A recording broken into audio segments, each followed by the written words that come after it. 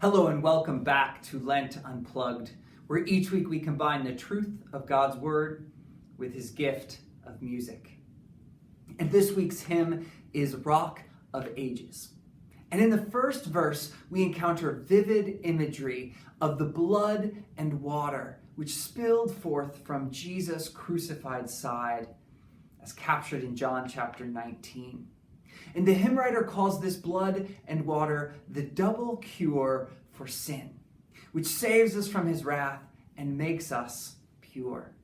And in this imagery, we are hard-pressed not to think of baptism and the waters therein and the blood that is in with and under the wine in the Lord's Supper.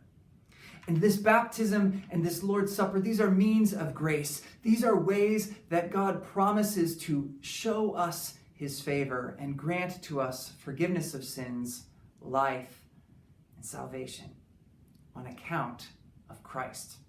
And through Jesus, through his death and resurrection, he has made a way for you and for me to be reconciled to God. He took our sin upon himself. And he, in return, clothed us with his righteousness. By doing so, he became our rock of ages, one who covers us in his life and death and resurrection through the waters of baptism and his body and blood present in the Lord's Supper.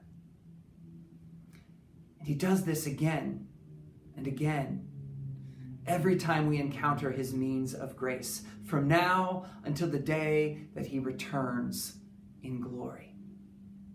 And until then, in this Lenten season, we lift our voices to him. We say, Rock of Ages, cleft for me.